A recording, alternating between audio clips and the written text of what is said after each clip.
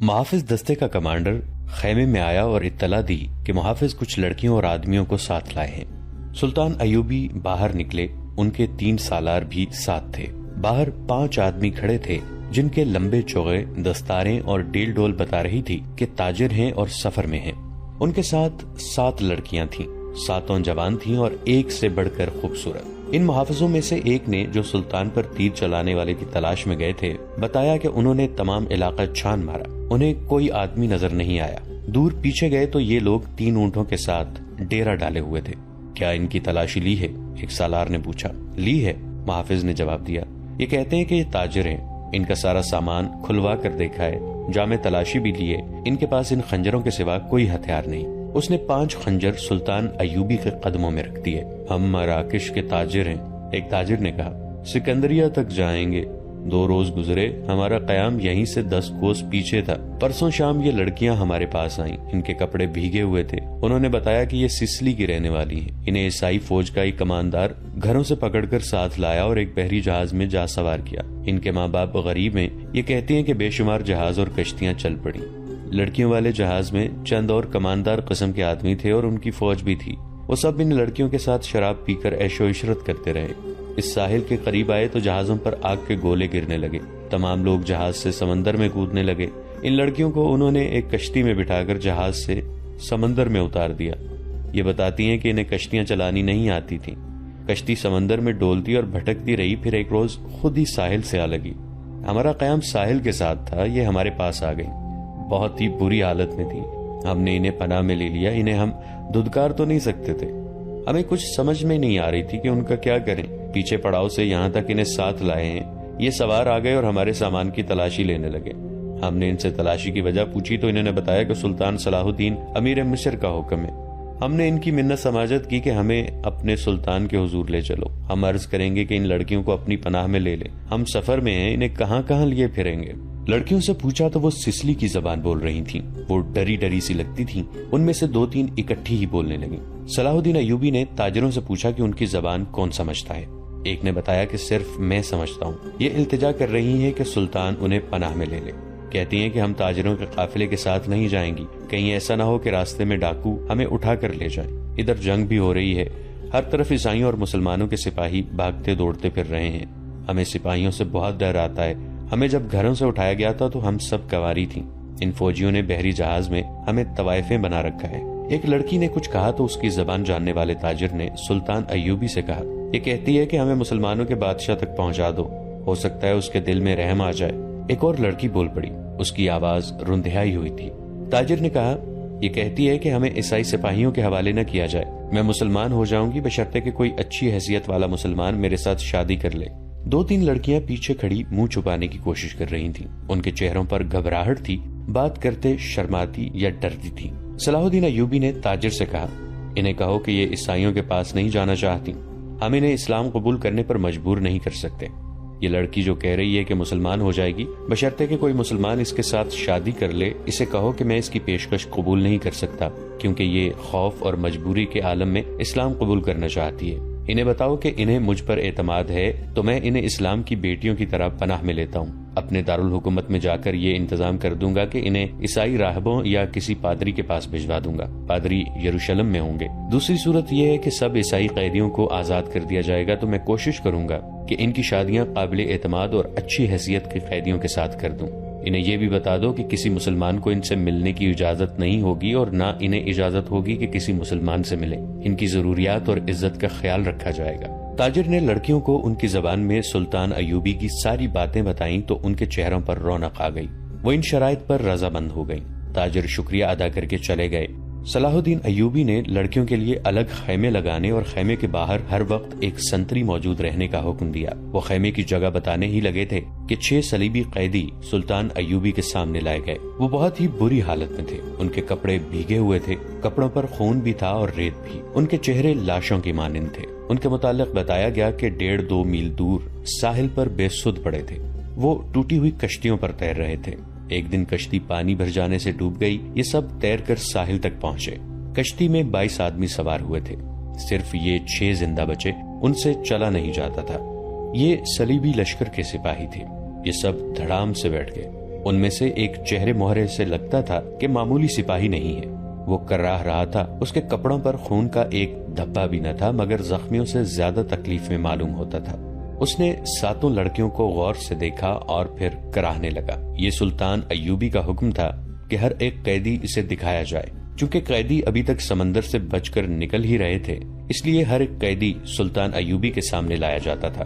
سلطان نے ان قیدیوں کو بھی دیکھا، کسی سے کوئی بات نہ کی، البتہ اس قیدی کو جو سب سے زیادہ کراہ رہا تھا اور جس کے جسم پر کوئی زخم بھی نہ تھا، سلطان نے غور سے دیکھا اور آہستہ سے اپنے سالاروں سے کہا، علی بن سفیان ابھی تک نہیں آیا۔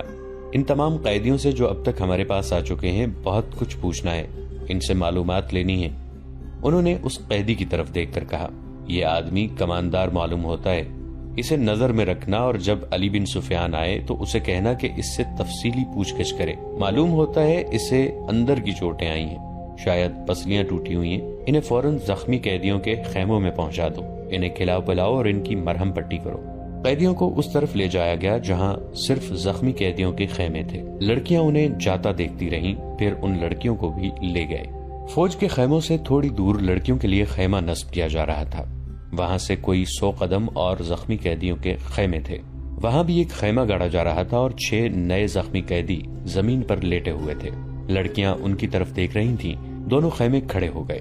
لڑکیاں اپنے خیمے میں چلی گئیں اور زخمیوں کو ان کے اپنے خیمے میں لے گئے۔ ایک سنتری لڑکیوں کے خیمے کے باہر کھڑا ہو گیا، لڑکیوں کے لیے کھانا آ گیا جو انہوں نے کھا لیا۔ پھر ایک لڑکی خیمے سے نکل کر اس خیمے کی طرف دیکھنے لگی جس میں نئے 6 زخمی قیدیوں کو لے گئے تھے۔ اس کے چہرے پر اب گھبراہٹ اور خوف کا کوئی تاثر نہیں تھا۔ سنتری نے اسے دیکھا اور اس نے سنتری کو دیکھا۔ لڑکی نے مسکرا کر اشارہ کیا کہ وہ زخمیوں کے خیمے کی طرف جانا چاہتی ہے۔ سنتری نے سر ہلا کر اسے روک دیا۔ لڑکیوں کو خیمے سے دور جانے یا کسی سے ملنے کی اجازت نہیں تھی۔ لڑکیوں اور 6 زخمیوں کے خیمے کے درمیان بہت سے درخت تھے۔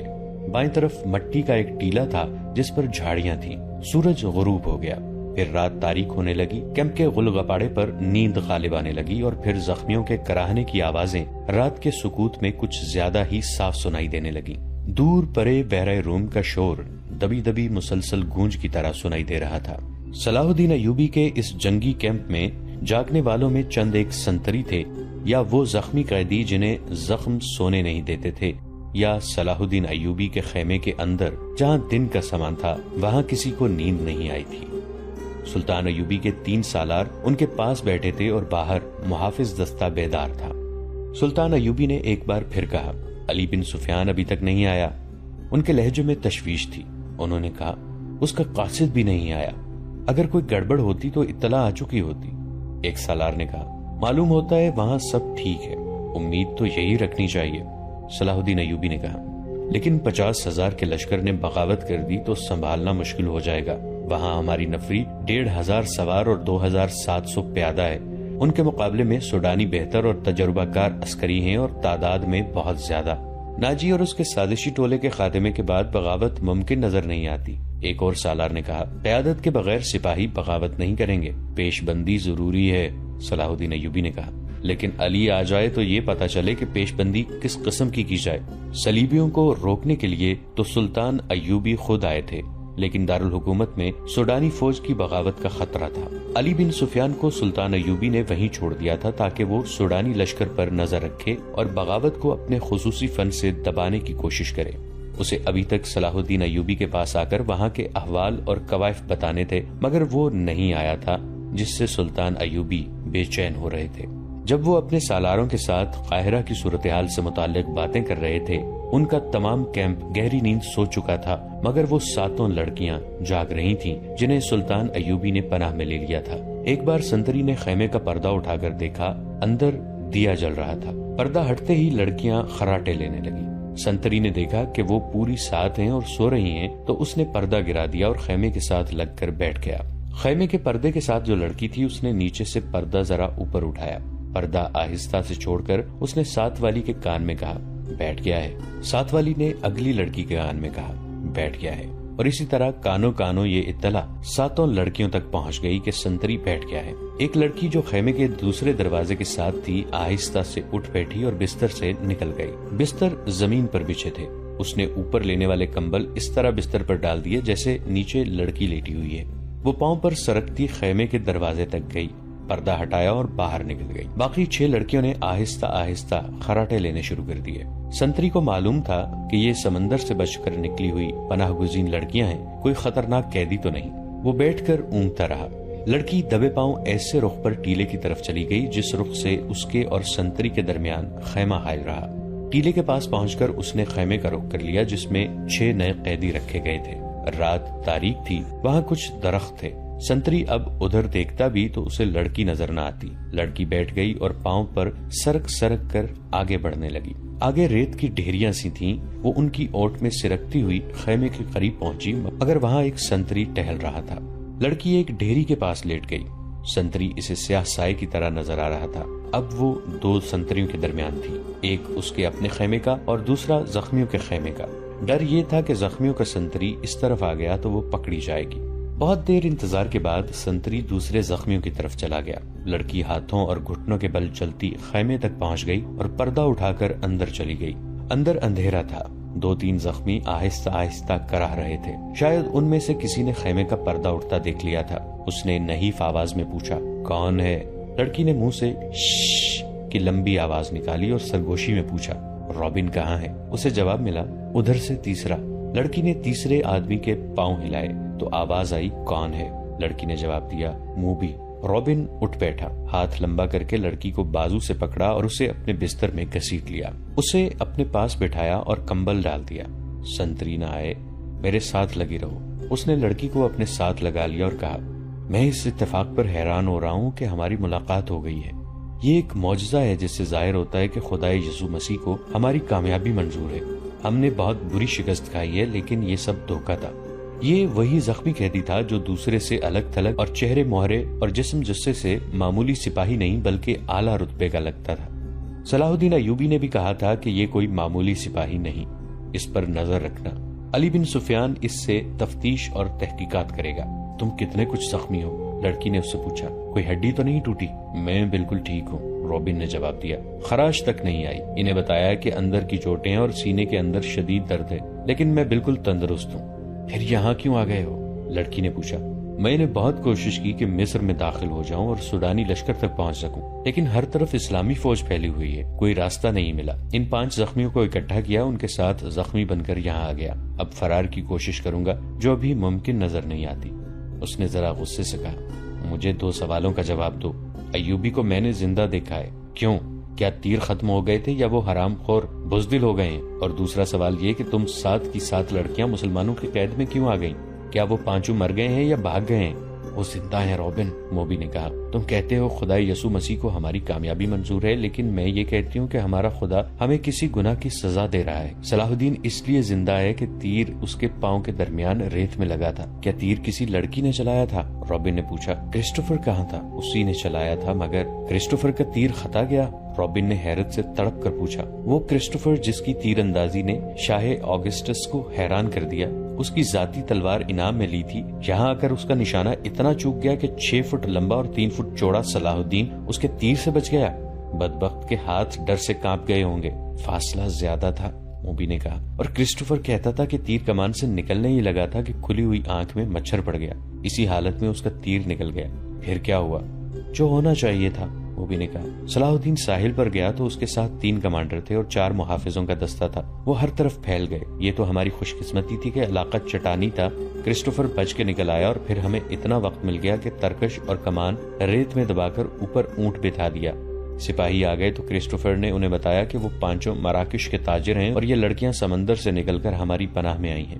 مسلمان سپاہیوں نے ہمارے سامان کی تلاشی لی، انہیں تجارتی سامان کے سوا کچھ نہیں ملا۔ وہ ہم سب کو سلطان ایوبی کے سامنے لے گئے۔ ہم نے یہ ظاہر کیا کہ ہم سسلی کی زبان کے سوا اور کوئی زبان نہیں جانتی۔ کرسٹوفر نے ایوبی سے کہا کہ وہ ہماری زبان جانتا ہے۔ ہم 7 لڑکیوں نے چہروں پر گھبراہٹ اور خوف پیدا کر لیا۔ موبی نے رابن کو وہ ساری باتیں بتائیں جو سلطان ایوبی کے ساتھ ہوئی تھیں۔ یہ 7 لڑکیاں اور 5 آدمی جو مراکشی تاجروں کے بھیس میں تھے، حملے سے 2 روز پہلے ساحل پر اتارے گئے تھے۔ 5 آدمی صلیبیوں کے تجربہ کار جاسوس اور کمانڈو تھے اور لڑکیاں بھی جاسوس تھیں۔ جاسوسی کے علاوہ ان کے ذمے یہ کام بھی تھا کہ مسلمان سالاروں کو اپنے جال میں پھانسیں۔ وہ خوبصورت تو تھی ہی، انہیں جاسوسی اور ذہنوں کی تخریب کاری کی خاص ٹریننگ دی گئی تھی۔ اس ٹریننگ میں اداکاری خاص طور پر شامل تھی۔ 5 मर्दों का ये मिशन था कि सलाहुद्दीन अय्यूबी को खत्म करना और नाजी के साथ राबिता रखना। ये लड़कियां मिस्र की जबान रवानी से बोल सकती थीं, लेकिन उन्होंने जाहिर नहीं होने दिया। रॉबिन इस शोबे का सरबरा, उसे नाजी तक पहुंचना था, मगर सलाहुद्दीन अय्यूबी और अली बिन सुफियान की चाल ने यहाँ के हालात का रुख ही उल्टा कर दिया। क्या तुम सलाहुद्दीन को जाल में नहीं फांस सकती? रॉबिन ने पूछा। अभी तो यहाँ पहली रात है, मूवी ने कहा। उसने हमारे मुतालिक जो फैसला दिया है, अगर वो सच्चे दिल से दिया है तो इसका मतलब ये है कि वो मर्द नहीं पत्थर है। अगर उसे हमारे साथ कोई दिलचस्पी होती तो किसी एक लड़की को अपने खेमे में बुला लेता। उसे कत्ल करना भी आसान नहीं। वो एक ही बार साहिल पर आया था, मगर तीर खाता गया। वो सालारों और मुहाफिजों के नरगे में रहता है। उधर एक संतरी हमारे सर पर खड़ा है और मुहाफिजों के पूरे दस्ते ने सलाहुद्दीन के खेमे को घेर रखा है। वो पांचों कहाँ हैं? रॉबिन ने पूछा। थोड़ी दूर है, मूबी ने जवाब दिया। वो अभी यही रहेंगी। सुनो मूबी, रॉबिन ने कहा, इस शिकस्त ने मुझे पागल कर दिया है। मेरे जमीर पर इतना बोझ आ पड़ा है जैसे इस शिकस्त की जिम्मेदारी मुझ पर आयद होती है। सलीब पर हाथ रखकर हल्फ तो सबसे लिया गया है, लेकिन एक सिपाही के हल्फ में और मेरे हल्फ में जमीन और आसमान जितना फर्क है। मेरे रुतबे को सामने रखो, मेरे फराइज को देखो। आधी जंग मुझे जमीन के नीचे से और पीठ के पीछे से वार करके जीतनी थी, मगर मैं और तुम 7 और वो 5 अपना फर्ज अदा नहीं कर सके। मुझसे ये सलीब जवाब मांग रही है। उसने गले में डाली हुई सलीब हाथ में लेकर कहा, मैं इसे अपने सीने से जुदा नहीं कर सकता। उसने मोबी के सीने पर हाथ फेरकर उसकी सलीब हाथ में ले ली और कहा, तुम अपने माँ बाप को धोखा दे सकती हो, इस सलीब से आंखें नहीं चुरा सकती। इसने जो फर्ज तुम्हें सौंपा है वो पूरा करो। खुदा ने जो तुम्हें हुस्न दिया है वो चट्टानों को फाड़ कर तुम्हें रास्ता दे देगा। मैं तुम्हें फिर कहता हूँ कि हमारी अचानक और गैर मुतवक्के मुलाकात इस बात का सबूत है कि हम कामयाब होंगे। नादरीन, आज की किस्त में इतना ही। हमारी नई वीडियो से बाखबर रहने के लिए हमारे इस चैनल को सब्सक्राइब करके नीचे मौजूद बेल आइकन को जरूर प्रेस कीजिएगा। आपसे मुलाकात होगी नई वीडियो के साथ। तब तक के लिए हमारा और आपका अल्लाह निगहबान।